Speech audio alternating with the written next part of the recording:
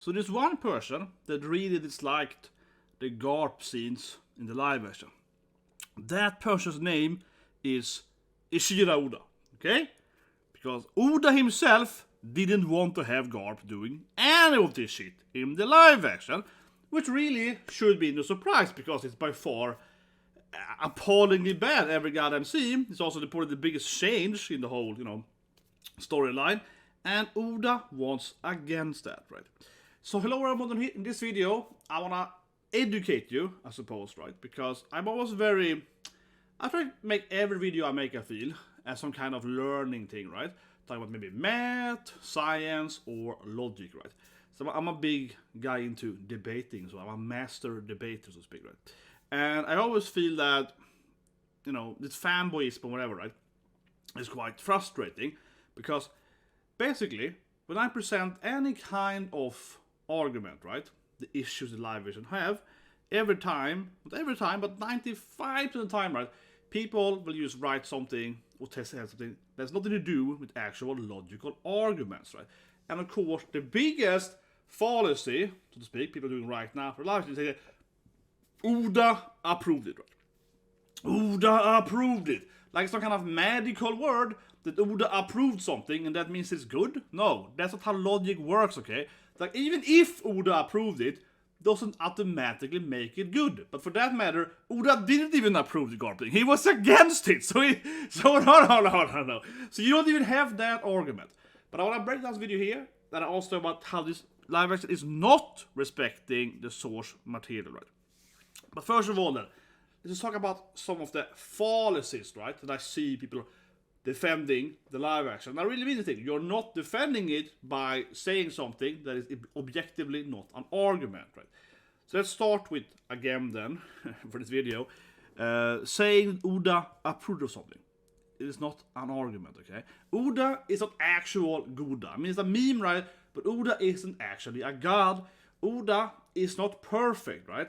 So for example, while One Piece is arguably the greatest manga of all time, you know how much I love One Piece. I'm reading Well, let's be honest here. I have been reading One Piece longer than most of you guys watching the video have been alive, I've been reading One Piece at the beginning, okay? One Piece is very well written, right? But One Piece has issues. This, obviously, I made videos about it before or whatever, right? But we can take some, very quick examples, right? We have the fake out deaths. Obviously an issue in One Piece. The pacing, obviously an issue, and so on. Right? We're going to go into the issues. I still think that One Piece is the greatest manga of all time. But it is not perfect. So the argument of saying that Oda approved of anything in the live action, it is not a counter-argument to anything, right? Because Oda has also done mistakes. So just because he approved something doesn't mean that it's going to be good, right? It is likely perhaps good, right? But not an actual argument. So please stop doing that. Leave a comment below. Present a counter argument to why Garp is a good character or whatever, right? But saying that Oda approved it, it's not an actual argument. And also, of course, you're actually objectively wrong because Oda actually didn't want to approve of Garp. And that's coming to my next point, right? One thing, what I'm so bothered, I suppose, so, right, from my general kind of mental, human standpoint, when I see people defending the live list, it's because I've seen this thing even before the show dropped for over a year right now, right? Saying that Oda is involved or whatever. Let's be honest here. Oda was barely involved, okay? Let me tell you how reality works. No, but seriously, I honestly feel this. I don't want to be rude here, but I do feel that, and one of the things that Oda actually is involved in the live action, I feel that you're delusional / very naive, right? Like, you're actually very, very naive on how reality works. Because most time in reality, you do something, like you have a big production, you do something, and then it's kind of like, it's under generally the umbrella of what, the owner has said, right? Or you do something, and then you ask for forgiveness later, right? So for example, as I, my own experience here, when I worked in a video game, been done many games in my life, big production, similar to a movie, right? Or a live action or whatever, right? I had this design, for a character in the game, like a hero, and it's supposed to be, let's say, an ant, okay, like a huge ant monster, right?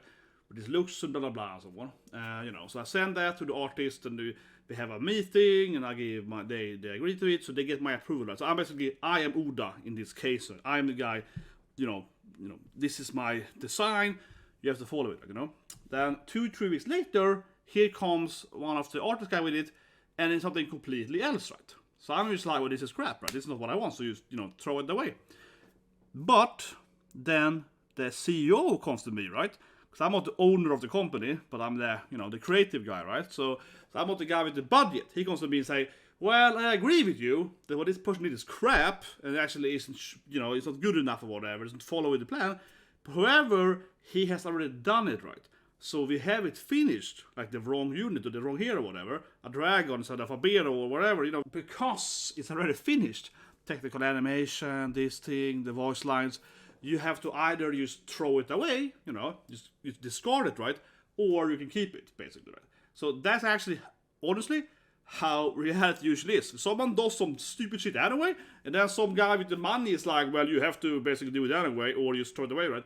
So I want you to really understand here that Oda maybe is somewhat distant involved in this thing, right? It's not being, you know, developed where he lives, right? He had an eye surgery and so on. So just my other point is that why do you actually believe that Oda is involved in this thing? He isn't involved. He's very, very little remotely involved, okay? Because in reality what happens, of course, is that you have people working on this stuff, right? And then they show him this clip. He's like, I don't know, that thing was kind of weird. Maybe change that, right? You know. And they tell him, we can't change that because it's already recorded. Oh, he's like, well, isn't that actor kind of weird here? No, we can't change that. We have to. That's how actually it is. Now, lastly, before we go into the producer forcing Oda to put a Garp in it, I just want to explain the last thing, because it's a thing over and over again, which is the one-on-one source adaptation, right? I don't think I've seen anyone ever truly claim that they want the live action to be, you know, 1-1-1, like every frame, every second or whatever. But when you say, like, why did they rewrite Nojiko's backstory so that her tattoos are a plot hole, you know, that's not saying that, oh, it needs to be 1-on-1, Nojiko has to stand in that corner over there. No, that is like, well, that's a plot hole now. That's kind of stupid. Like, that's not, you know, that's not being a hater, right? So I hate that. No, but I think it's so silly. Because almost every time there's a third fallacy, right? Like every time you say, well, that's a plot hole now, or wait, what do you mean Arlong wants to go to the Grand Line? It's like, isn't he from the Grand Line? You know what I mean? Yeah, it's really weird. The way Arlong is presenting this like Grand Line map thing doesn't make any sense from the normal world building of One Piece. Like saying that isn't saying that, oh, I need to have it like exactly like the manga, frame by frame. No. That's more like, well, have they rewritten with the Fishman Island or something? You know, it's like a big question mark. It's like another plot hole here, yeah. Not the same thing, right? That's a complaining about a general story premise standpoint. Now, the real issue, and why I want to make this video, and not to complain about this stuff, right? General logical stuff. The real issue I want to bring up is that yesterday, I saw that Liam from GrandLineReview posted this clip, right? Of one of the two big producers of the live action, where he basically admits that Oda didn't want to have Garp in it. Oda was like, F you, I don't want to have Garp, no, things will be terrible. Oda was strongly against this, right? So I made a little clip here of how I assume it went down. Oh! Dad! Remember, can we? Take it, Lise. Can we? No. Mom! Dad! Bike's dead! That's right, dead serious. I really do imagine that Oda sitting in Japan, right? He's just like, I don't want to have Garp. It doesn't make any sense. It's gonna ruin Garp's character. Thinking about too that Garp is, I keep saying it, but I keep saying it, but it's important to say, Garp is by far the worst part of the live action, right? And it's funny because, of course, Garp is where I suppose they respected the source the least, right? Everything with Garp is basically something they have written themselves, right? Or taken from later story part, like Marineford or Core 47, mostly, right? So it's very clear that they have nothing to go on, right? They don't understand Garp as a character, whatever. That's not a video. But my point is like, this is where the live action guys are going the furthest away from Oda's vision, right? And it really, really shows. Because Garp stuff doesn't make any sense. It's terrible. Every scene is worse than the last. The only scene I enjoyed for a second was the cannonball throw, which was followed by crap. And I started by saying that because it looked good when it threw the cannon. I was like, yeah, that's Garp, you know, that's my Garp, that's my grandpa, Jason. But then immediately, of course, Luffy does a Fusa, counters it, right? And Garp does nothing, right? So it really nerfed Garp too. That's not a video's post, but I want to point it out, for example, that Garp should easily jumped up and swayed away the cannonball, right? With incredible ease, right, you know? Why did he do that for, right? I mean, I hate stuff like that. And that's where you show you that this is not written by Oda, because Oda wouldn't have a Vice Admiral guy just not being able to defend his ship or whatever, right? Oda's a much better writer than that, you know? He doesn't make them do this stuff. Look at, like, you know, bunch of different Vice Admirals here, but you get my point. They are much smarter how they protect their men and how they protect their ships and so on, right? So Garp actually wouldn't do that. He would easily just, you know, block the cannonball. Necessarily wouldn't he block it back against Luffy, right, to, you know, hurt Luffy, but he would block it so his ship wouldn't be destroyed, right? He would because obviously Garp, you know, have you read Garp in manga? He would never endanger, you know, Kobe, Helmeppo, and all the guys, right, Bogart and so on, yeah. So of course he's supposed to block the cannonball. Instead he just stands there, right? So there's no wonder that Oda didn't want to have these scenes in the live action, because, as I keep saying, they are all terrible. So Oda then is against it, right? Producers have admitted, I keep saying it here, because I don't want to hear you guys comments here, oh, but Oda didn't approve it, right? Because in reality, Oda has eye issues, right? Oda is sick, right? Which is like, you know, gray star or whatever. So he might turn blind or whatever, right? So he's working less, takes a lot of sick leaves, all this stuff, right? And for months, these, you know, American producers, right, are like, I mean, we need Garp. He's like, no, leave me alone, you know. I don't want Garp, you know. Next week it's like, can we please have Garp? He's like, oh, no, I don't want to have Garp, you know. That's reality, right? It keeps going like this. Let's be honest here. This is exactly how it went. I tell you guys. Why Oda is so against it too is because it just really messes up the power scale of the Marines, right? Because thinking about how One Piece actually written, who is the first real Marine to an issue? Smoker, right? Smoker's a Luga guy. Luffy can't beat him, of course. It's the next island, right? In Nice, you know, Logtown, right? But Smoker's rank is much lower, right? You know, Garp is much higher up, you know, in the food chain of the Marines. So one thing that I really despise with the Garp thing, from a general, you know, world building, right, which Oda Core is a master of, is this one thing Oda is king of, is world building, right? And I think Oda really understands that. It's really weird having one of the strongest Marines immediately, because the viewer has no perspective, has no understanding of the strength, right? Imagine in the manga where you have seen, of course, Smokers, right, before Garp, and you know that Garp is much stronger than the guy with the Luga power, right? That tells something how strong Garp is, right? It's like, in a way, it's a wolf effect in a way, right? But here instead, by introducing Garp immediately, it's just kind of like, okay, but how strong is the Garp, right? Because I guess next episode will have Smoker, he's gonna fight them. You know what I mean? It just confuses you how powerful it is. And also, of course, making Garp call Miyahawk for help is also just really stupid, out of character for Garp, and also makes Garp look like a loser, right? So they did it in every possible wrong way. You can see my disdain for this thing. But anyway, now I want to briefly talk about how they're not respecting the source material. So in this part, let's talk about the whole respecting the source material. I'm very tired, right, of this argument. People acting like that's why it's pretty good or something. Because it really isn't respecting his source material. And I'm not talking about... I'm talking about the tattoos, okay? You guys are... Yeah, I'm not thinking about... I am not talking about Nojiko's visual looks right now. I'm talking about the absurd, unnecessary rewriting of the backstory, right? Again, I have done a video about that, right? And I want to really, really press on this point, right? I enjoyed, you know... Some people are, oh, you hate to know. I enjoyed episode 5, right, you know. Miyagi was good, wasn't the best, but I love his introduction, so it's a good episode.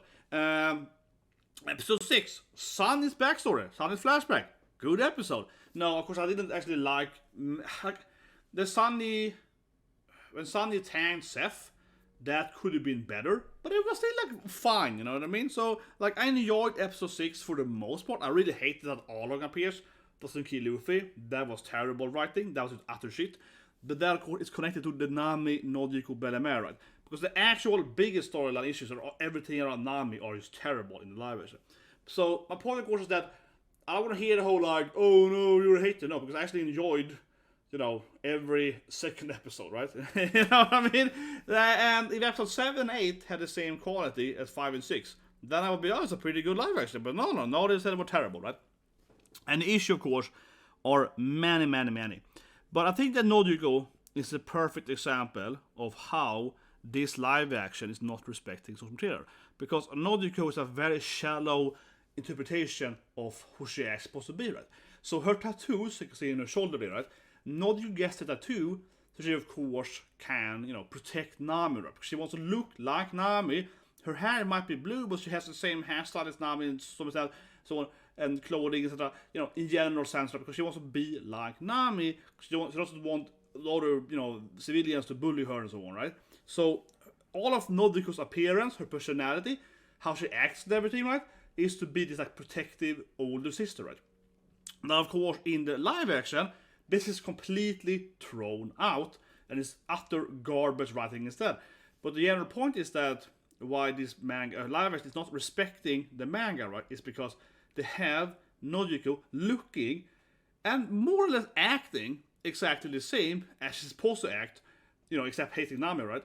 But she looks exactly like she's supposed to do without the actual lore and backstory to get that look, right? So it's a plot hole, first of all. But generally speaking, you know, like, why does she still look like that without having the actual connection with Nami so on? Like, it doesn't make any sense. It's a clear, massive rewriting for no reason, and it's not respecting its material because it's a very shallow interpretation, right, of who Nojiko is, right? And it's a massive issue. The whole Belemere and Nojiko Nami are is 0 to 10. I think it is the worst part by far. Right? Another thing is not respecting, right? And I didn't mention it in my last video about Belemere, but I should mention it. I mentioned it briefly. It's because Belemere is a goddamn loser to it, you know? Belemere is way more badass in the original manga and anime. Remember how she kicks Arlong in the face? She's basically... and I hate it too because Belemere is presented as basically the strongest female marine up to that point, right? There were no other really female marines, right? They had a bunch of guys, right? They had Morgan and Full Body and so on. And then when Belemere appears, she's like Nami's cool, you know, cool, young, hip, MILF marine lady, right? She's kicking ass, you know. She's badass, she got a cool hairstyle. She was like a cool, tough girl, you know, like a tomboy, Bokugo girl, whatever. Yeah, she was like a badass, tough girl, right? She was a cool character, a cool mom, right? And of course, she's presented a cool mom too. She smokes, she hits her kids, you know. Remember that scene when she beats up the neighbor kids, right? Because they're like, there are kids, right? That Nojiko and Nami have been fighting, right? Because and they're like, oh, they told us the Belemere mom's food tastes bad, you know, her mikan. And then she beats up the kids instead. You know what I mean? This live actually completely shat on Belemere's character. Where's the scene when Belemere smacks that kid? Yeah, you know what I mean? She beats up the neighbor kid. Again, Belemere is supposed to be this like badass tough girl, right? You know, the cool mom, right? The cool marine mommy, and that of course again, you know, works really well, right? But she actually somewhat hurts Arlong, right? But of course Arlong owns her and then kills her, right? But the point is that, you know, that is making her look way cooler, right? But it also makes Arlong look better too, because after that point then, Belemere is presented as, you know, the strongest female marine, right? Of course, in a total world building, she's very, very weak. But at that point, you know, in that chapter, the first time, Belemere was, again, the strongest female marine. Arguably even the strongest female even at that point, right, you know? Because Nami was pretty weak and so on at the time, right? So yeah, Belemere is basically the strongest female character, arguably, at that point.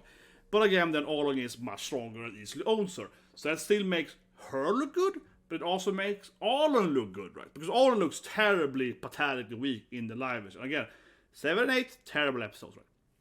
So, there we have this scene. And you can really see how both Nojiko, as I mentioned, right? Everything with her appearance and so on, right? It doesn't make any sense, because she hates Nami, right? And Belemere, likewise, is very, very shallow interpretation of who she is as a character, right? They cut away all the character building moments of Belemere. You only have her death scene, which also is a miserable failure because you removed the lying part. By removing the guys, you couldn't have that, right? And then, like I said, by removing the nuance, right, of Belemere being a smoker, like a brawler lady, punching some neighbor kids, right?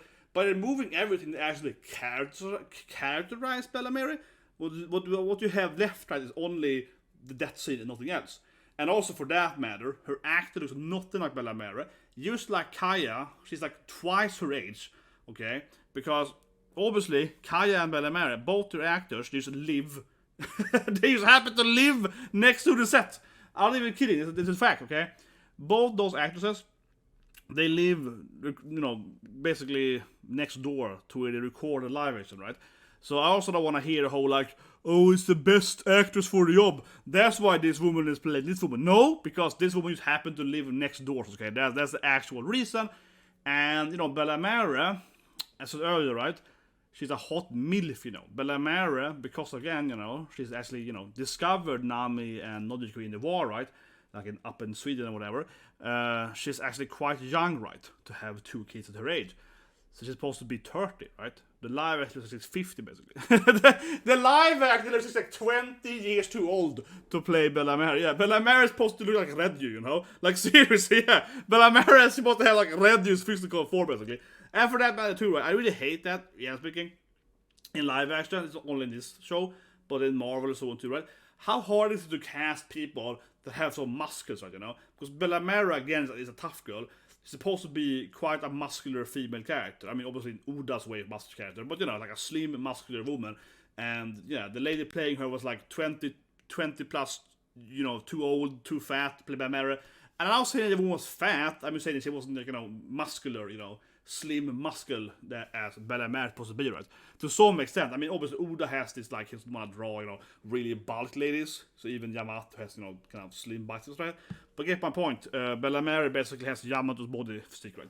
So she should be like 20 years younger and 5 times hotter. Also, her hair was failed too, right? So no, they're not respecting the source material. They can't even cast a woman that is like remotely the same age as the character, or looks like her, or acts like her. And for that matter, Kaya, right? We had some discussion that on my last video, because I see 2 different ages on her actors for Kaya. But in the IMDb and so on, in some of the sources, the Kaya actor is like 30. It's like 30 years older than Kaya is. She's like 3 times the age of Kaya in the manga. Yeah, it's almost. She's like a, you know, she's like a teenage girl. She's playing like a mid-40 woman. I mean, come on, man. She's like, she could have a daughter in Kaya's age easily. That wouldn't even be that strange, no, because she's like 30 years older than Kaya almost. So she could easily have like, she could have a couple of kids in her age. And I, in my opinion, she really looks like she's like, you know, 30 years too old to play Kaya. Also, yeah, I know, Nojiko is black, you know. Sham is a woman now. Yeah. So, I agree, right? In the general sense. But it doesn't matter that much that, for example, the cat guy here, Sham, that he's now played by a woman, it really doesn't matter at all in the storyline. It really doesn't. And I agree with that. It doesn't matter that Lucky Roo is black either, for example. But, it's a big but, right?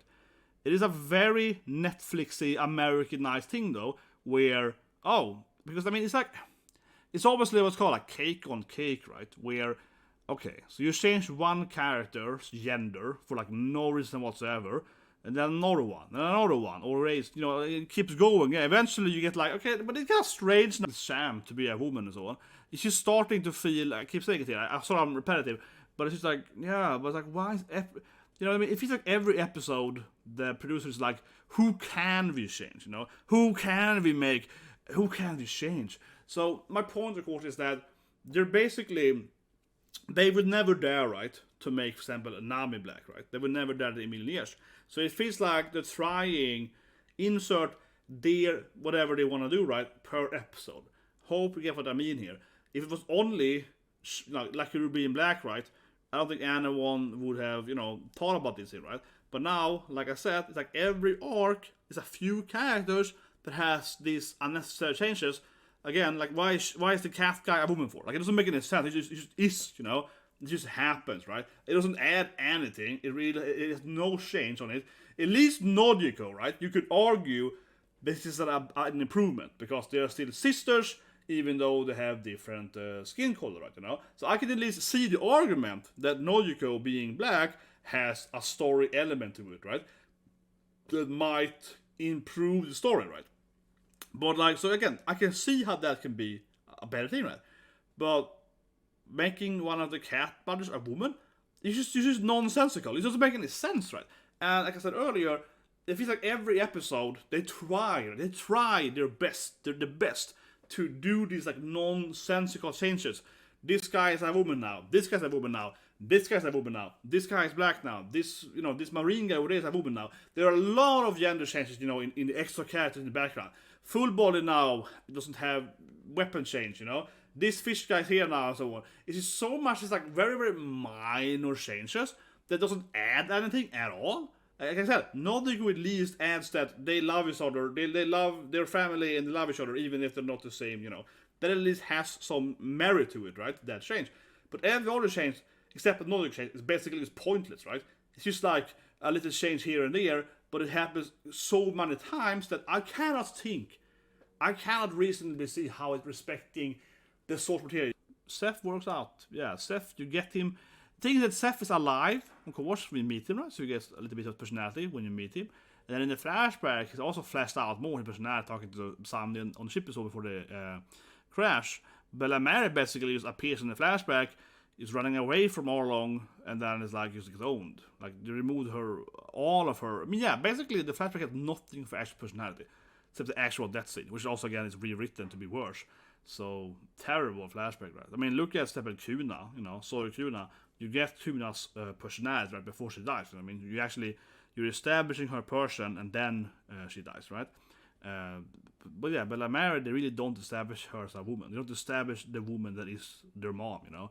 She has like no actual storytelling. Who is her? Who is she? And honestly, I don't get why people like the live action to some extent. I mean, I don't think the worst thing ever, but like I keep saying, I really, really despise episode 7 and 8, right? Like I said earlier, 5, 6 are fine, you know? Except the Arlong season 6 there. But 7, 8 to me are genuinely really terrible. And I don't get how people are liking the scene, because it feels like you can only like the scene because you're like a hardcore fanboy of the original stuff, refusing to see reality. This is not well written. Because if you've never seen it before, let's be honest, you wouldn't really care too much about Bele-mere, because again, there is no actual session of Bele-mere. But yeah, it's a video, guys. It doesn't respect the source material because it's very, very shallow. It's so shallow, right? Please share the video, guys. Subscribe, and have a great day.